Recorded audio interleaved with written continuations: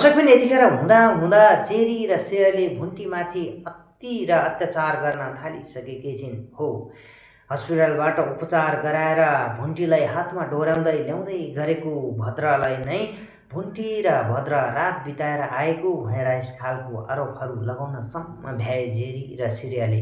हो दर्शकबिन, यद्यपि यतिखेर बीच बाटोमा भेटेपछि जेरी र श्रेयाले भुन्टीलाई थुक्दै यसरी बिरामी भएको श्रीमान घरमा छोडेर यसरी रात अरूसँग बिताउनलाई तिमीलाई लाज लाग्दैन भनेर यस खालको कुराहरू गर्दै गरेको दृश्य हामीले देख्न पाउँछौँ।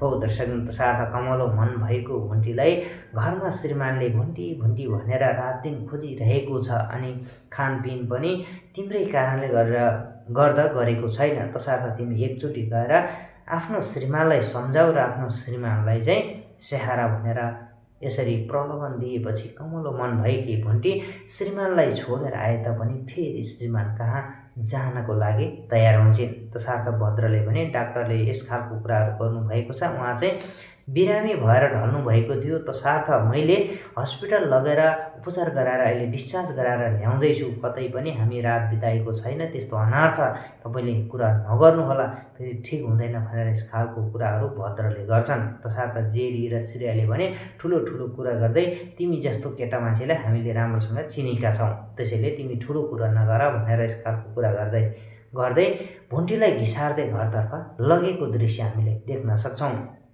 तसर्थ घरमा लगेर आफ्नो प्लान मुताबिक जेरी र श्रेयाले भुन्टीलाई भने त्यहाँनिर टेबुलमा बाँधिएर राखेको दृश्य हामीले देख्न सक्छौँ। तसर्थ एआईबाट भिडियो बनाएर आफ्नो श्रीमान र जेठाजुले चाहिँ यस खालको कुराहरू गर्नुभएको छ। लु हेर भिडियो भनेर एआईबाट भिडियो बनाएर भद्रसँग रात बिताएको कुराहरू ट्याक्क मिलाएर लेखेर एआईबाट भिडियो बनाएर सोझी भुन्टीलाई भने आफ्नो ससुरबुवाले भनेको जस्तै र आफ्नो जेठाजीले भनेको जस्तै गरेर देखाएपछि सोझो र कमलो मन भएकी भुन्टी भने भावुक हुँदै रुन थाल्छिन्। हो दर्शकबिन, तसर्थ भूपेन्द्रलाई पनि भद्रले हस्पिटलमा भुन्टी बेहोस भएको अवस्थामा बोकेर लैरहेको अवस्थाको दृश्यको भिडियो चाहिँ एआईबाट बनाएर यसरी तिम्रो श्रीमान अरूको अङ्गालोमा यसरी बाँधेर अरूले उचालेरै लिएर हिँडिरहेको छ, कति खुसी छ उसँग, त्यसैले तिमीलाई यसरी बिरामी भएको अवस्थामा पनि छोडेर गएकी हुन्, तिमीले अब तिम्रो दिलबाट त्यसलाई निकालिदेऊ,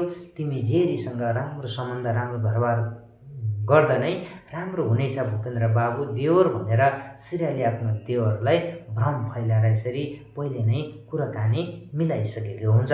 तसर्थ भुन्टी भने भुन्टीलाई धेरै यातना र टचर दिँदै तिमीले यो सम्पूर्ण कागजमा जहाँ भन्यो त्यहीँ हामीले भनेअनुसारै जहाँ भन्यो त्यहीँ नै सही यानि कि सिग्नेचर गरिदियो भने तिमीलाई हामी यो हात खोलिदिन्छौँ भनेर भनिसकेपछि भुन्टी पनि त्यति लाटी छैनन्। तसर्थ हात खोलिदेऊ मेरो, म तिमीहरूले जहाँ जहाँ भन्यो त्यहीँ सही गरिदिन्छु भनेर भनिसकेपछि भुन्टीको हात भने खोलिदिएको दृश्य हामीले देख्न सक्छौँ। तसर्थ हात खोलिसकेपछि मैले कहाँ सही गर्नु पर्यो, लु देऊ, कागज देऊ भन्दै भुन्टीले भने समाउँदै पालै पाला जेरी र श्रेयाको गालामा चट्कन लगाएको दृश्य हामीले देख्न सक्छौँ।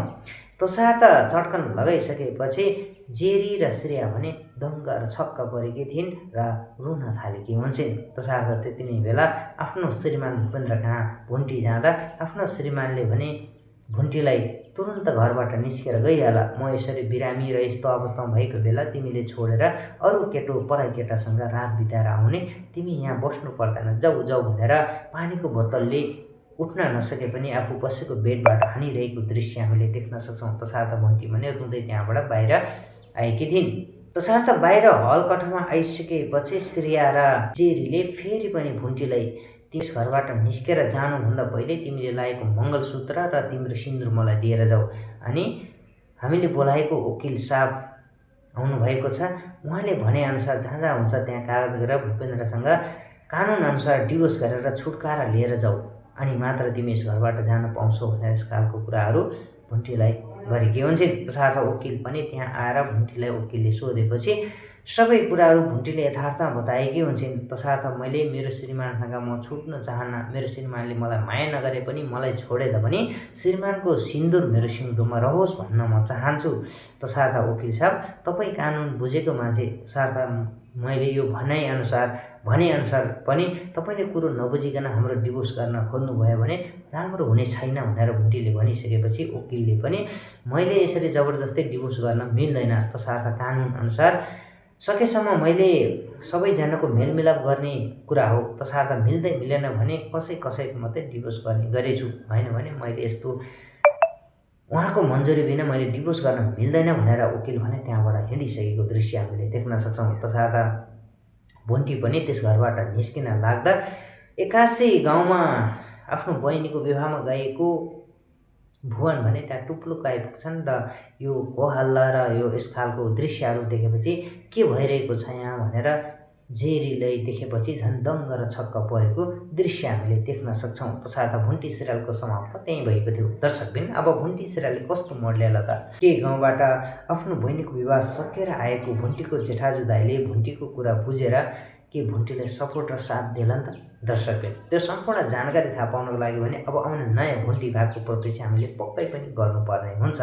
त्यतिन्जेलसम्मको लागि हामीले प्रस्तुत गरिएको यस भुन्टी सिरियल रिभ्यू भिडियो तपाईँहरूलाई कस्तो लाग्छ? मन परेमा भिडियोलाई लाइक, कमेन्ट, सेयर गरी च्यानलमा नयाँ हुनुहुन्छ भने च्यानललाई सब्सक्राइब गरी हामीसँगै जोडिनु भने अवश्य नभुल्नुहोला भन्दै आजको यस भुन्टी सिरियल रिभ्यू भिडियोबाट बिताउन चाहन्छु। तपाईँहरूको बाँकी पल सुखद रहोस्। हस्त, धन्यवाद।